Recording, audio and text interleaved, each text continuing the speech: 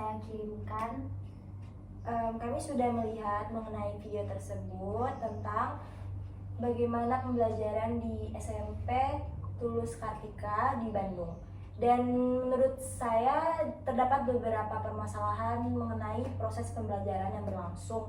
Seperti yang pertama, menurut saya itu kondisi ruang belajar yang kurang kondusif, di mana pencahayaannya tidak mendukung terhadap pembelajaran tersebut, karena di kelas tersebut tidak terdapat gorden untuk jendela. Jadi saat proyektornya menyala, jadi video yang ditampilkan itu kurang terang dan kurang jelas seperti itu.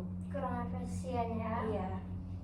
Kalau menurut saya metode pembelajaran yang ada di SMP Tulus Kartika itu kayak sepertinya sudah bagus pakai infocus, dia udah kayak zaman sekarang kan pakainya yang modern. tapi gitu kembali kepada si Sophia karena pencahayaannya tidak bagus, jadi merambat semua yang ada di infocusnya itu. Tapi saat saya melihat video itu juga terdapat beberapa murid yang sepertinya malas ya, kayak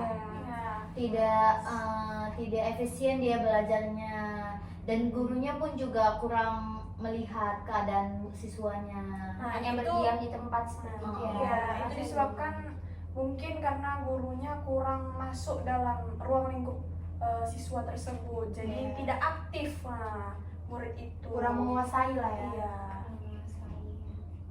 Guru tersebut juga menerangkan dan menjelaskan video itu yang saya lihat tidak meluas. Dia hanya memberikan videonya saja. Ada beberapa materi yang dijelaskan, tetapi tidak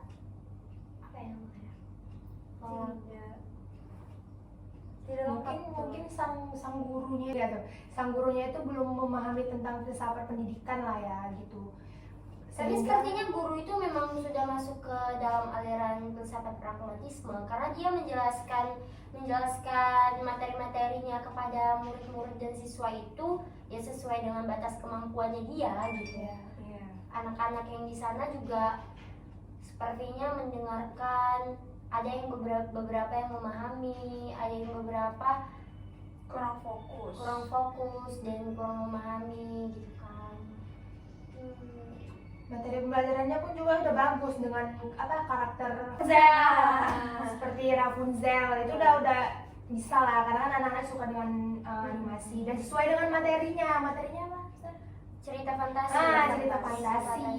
Namun saat ibu itu menyampaikan materi tentang cerita fantasi dan seperti kayak pengertiannya, contoh-contohnya itu, video yang disampaikan tuh hanya berupa tulisan dan gurunya tuh hanya berdiam diri saja dan membiarkan anaknya untuk membaca sendiri, padahal itu kurang efektif ya, karena juga banyak murid-murid yang kurang memperhatikan video tersebut juga gitu, dan durasi videonya mungkin terlalu cepat atau mungkin gurunya juga tidak ikut membantu video tersebut menjelaskan secara lisan juga gitu. Mereka tidak semua orang mampu ya untuk menganalisis video yang diberikan tanpa adanya penjelasan ya. Lagi ini masih SMP ya.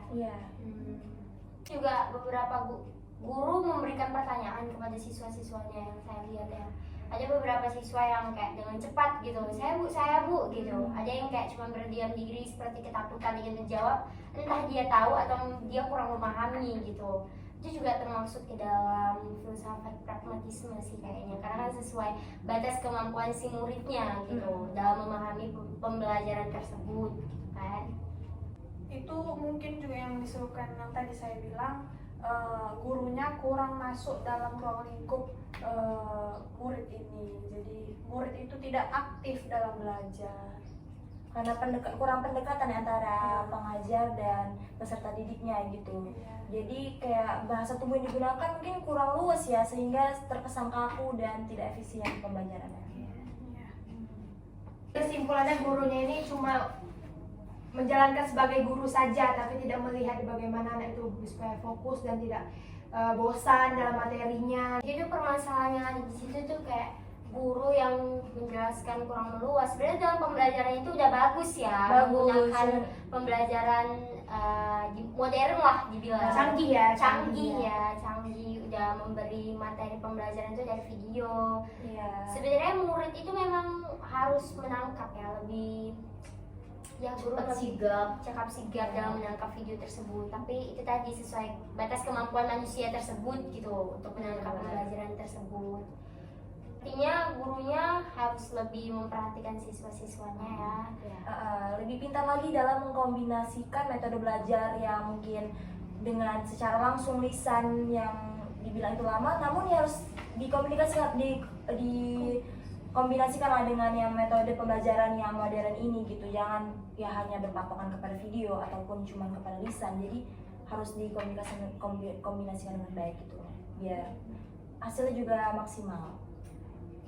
Dan mungkin guru itu harus lebih memahami bagaimana sistem pendidikan dalam pembelajaran yang akan diberikan kepada para siswa agar memahami baik dan benarnya itu bagaimana sistem pendidikan berjalan dengan yang lancarnya seperti apa gitu pas saya guru-guru. Mungkin guru juga bisa melakukan beberapa permainan di setiap pembelajaran agar siswanya itu kayak Bisa. lebih semangat gitu kan. Iya. Aktif, Lebih aktif gitu, tidak bosan.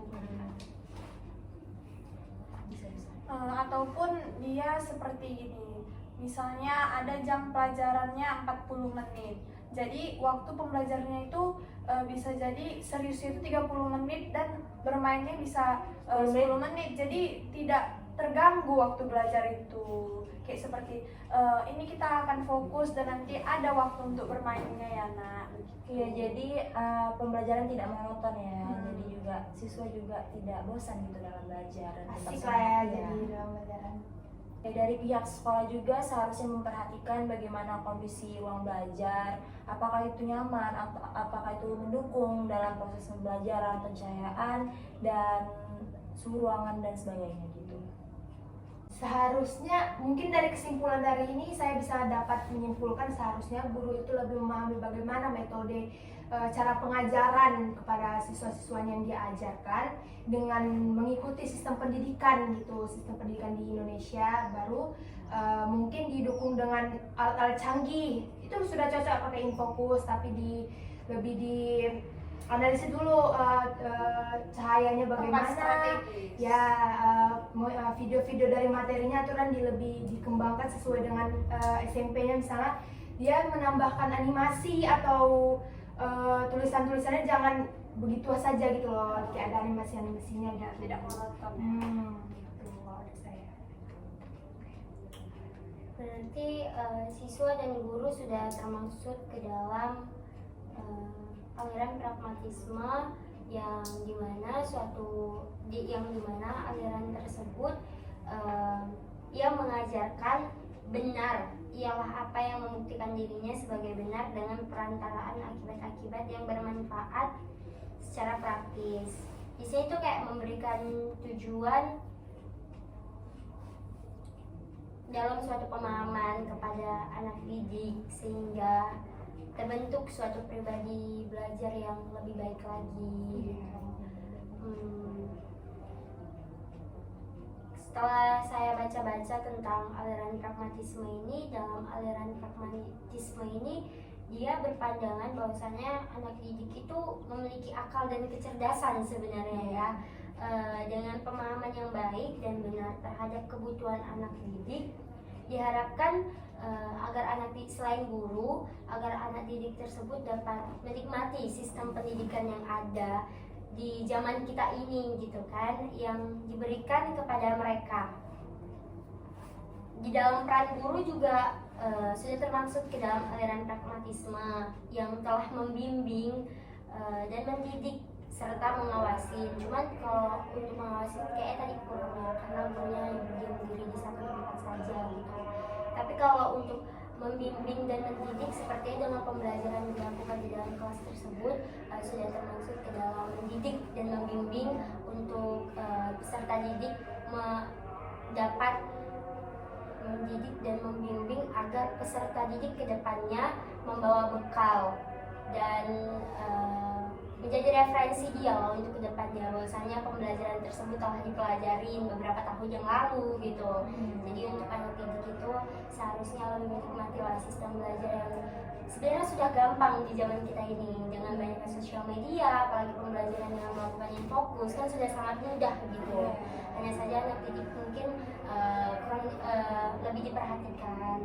lebih diperhatikan dari sikap karakter dia Secara emosional, secara emosional mungkin guru lebih bisa memahami untuk anak-anak didik seperti itu. Kayaknya ini aja diskusi kita kali ini ya. Solusinya sudah ada juga dengan video pembelajaran yang sudah kita lihat bersama gitu. Baik, kayaknya diskusi kita sampai sini aja. Terima kasih untuk opini-opini yang telah kalian tuangkan di dalam diskusi ini. Selamat siang. Ya, saya pulang duluan ya. Ya baik, hati-hati ya. Iya, kita jadi pulang bareng. Oke.